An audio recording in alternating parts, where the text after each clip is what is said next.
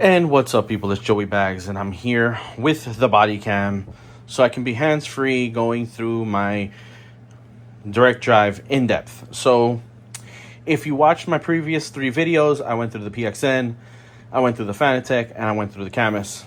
Now it's the Moza. Really, what can I say about the Moza?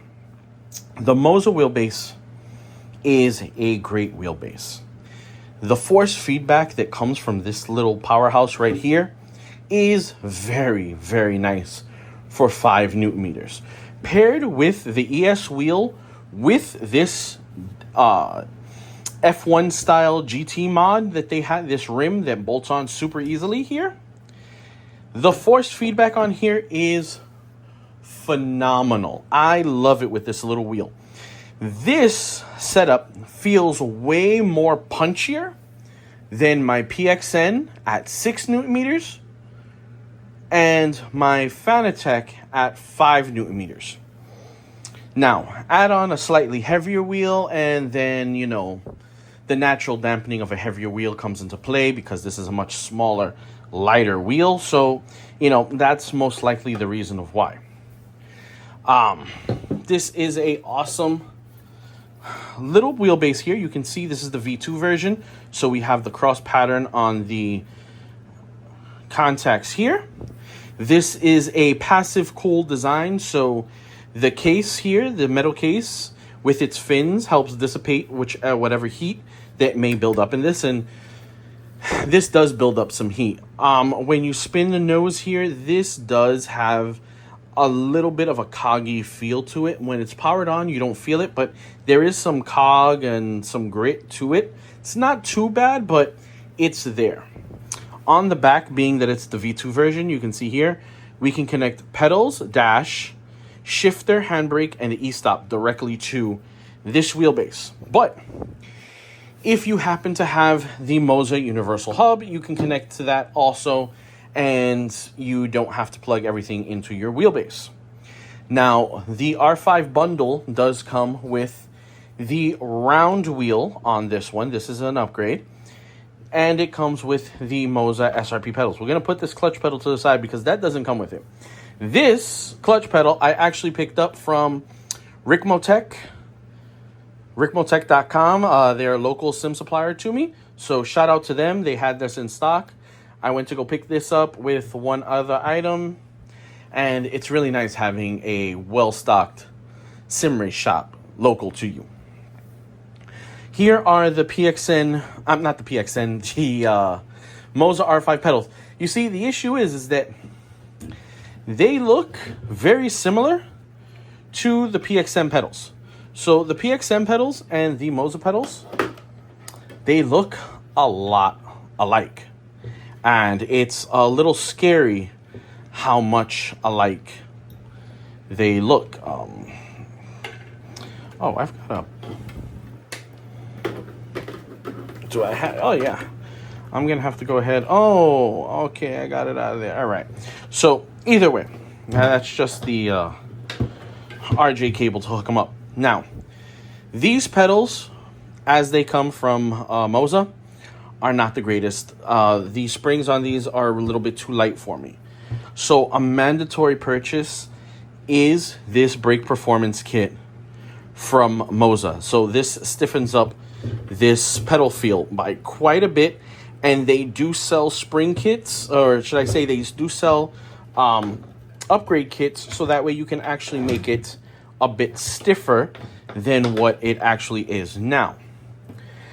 A additional cool factor is that a company called Alien Mods has made this cool little, if we can get this opened up, this cool little load cell here that actually mounts right in here. If we can go ahead and take a look at that. It mounts right in here. So that way you can convert this to a load cell pedal. So I think that's super awesome. And stay tuned for that video series because it's really a simple plug and play. It's take this off, pop it in place, screw it in, run the cable across, plug it into the board, and you are done. It's that simple. So stay tuned for that video as it comes. But as I was saying with the Camus, this is honestly a very simple. Well, you know what? No. You know what? I'll take that back. It's not as simple. We do have different wheels that you can use. So here you see this is the ES wheel. I have the Formula mod on it, so it makes it a smaller package, very light. It does add more force feedback feel because it's a lighter wheel. I also have the Moza KS wheel. Now, this butterfly style GT wheel is super awesome. $280. Magnetic pedals, dual clutch. These are all changeable RGB lights. You've got 2 thumbsticks. Unfortunately, they are not funky switch, so they are directional with push in. And then you have rotaries that are programmable either as 1-2 switch or individual button presses. Moza does have an entire line of wheels that will work with their wheelbases. And this is probably, until the R3 is released, this right now stands as their weakest, or should I say, least strong force feedback base amongst them. They have this R5, an R9, an R12, an R16, and an R21.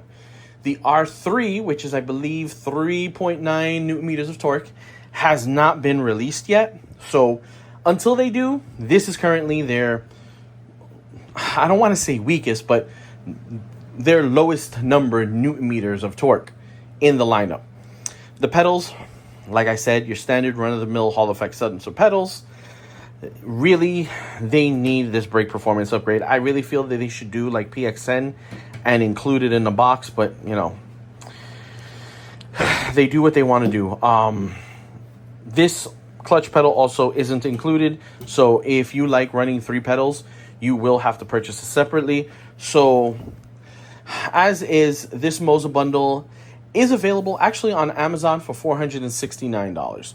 I believe MSRP is $459, but someone is selling, I think Moza is selling it on Amazon for $469. Then take into account an additional $40 if you want this wheel mod from Moza. Ace Lith Designs does also make one. I'll have to reach out to them to see if I can go ahead and get one. I believe they have one in a crushed carbon. It looks super awesome.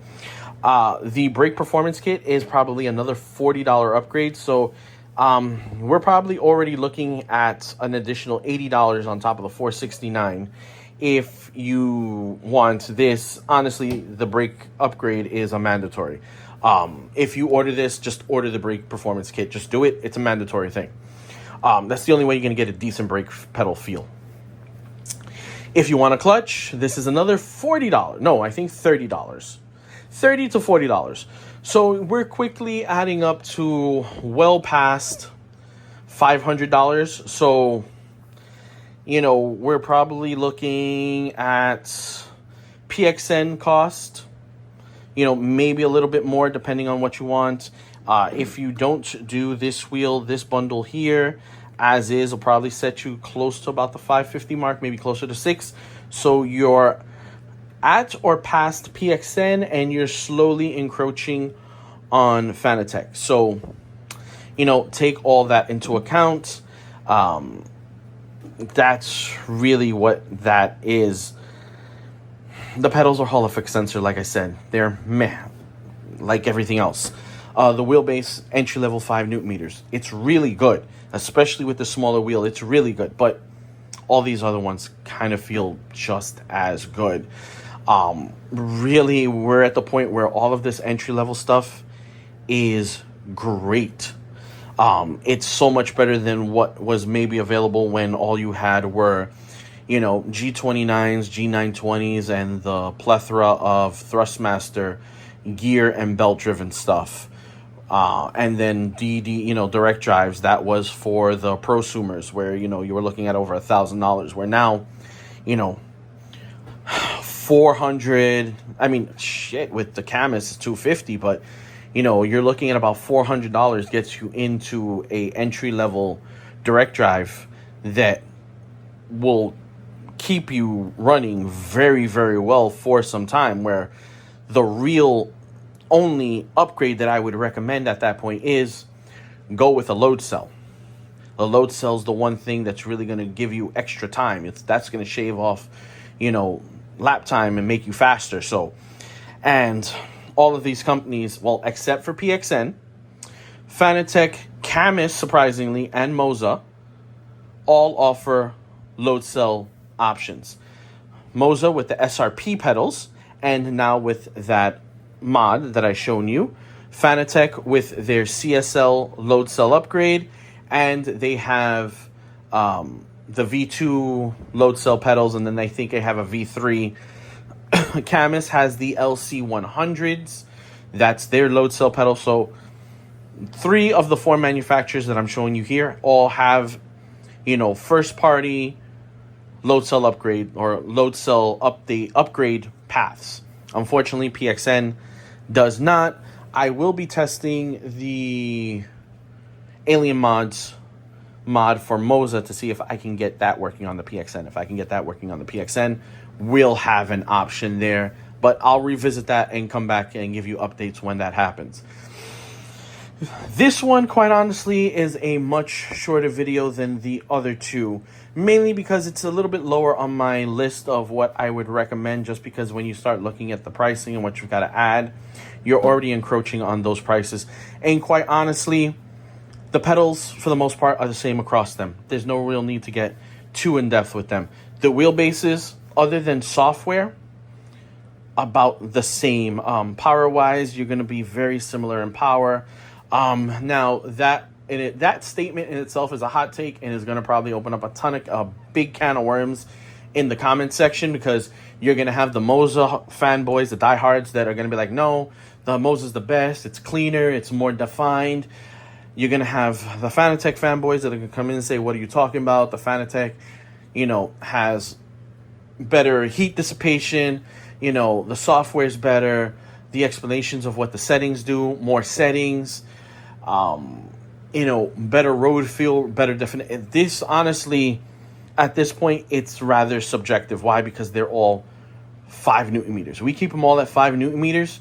There's just small things that are going to be different amongst each one. And at that point, we're in a subjective area where I may feel this feels way better than that one, but not better than this one. And that's just how I feel, where somebody's going to be like, no, the Fanatec's the best one. The Moza one is garbage. And I don't know anything about PXN because, they're a no-name brand. And then Camus is hanging off on the side because while it's a great, awesome, innovative design, nobody really wants to touch Camus. I don't know why. But with that, guys, I'm going to leave you on the Moza video because this one, as I said, it's just not high on my list.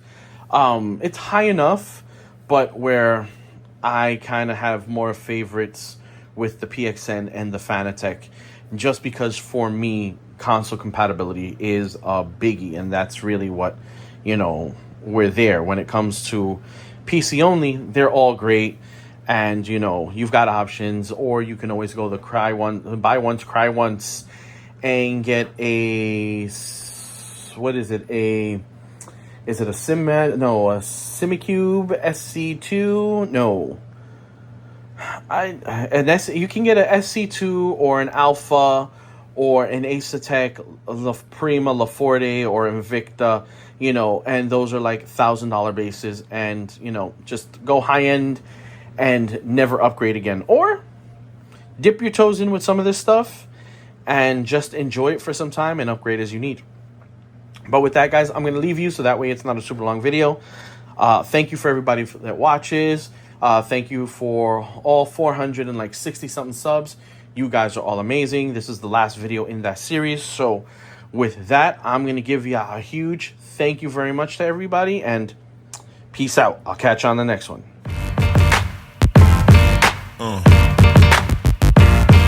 Yeah.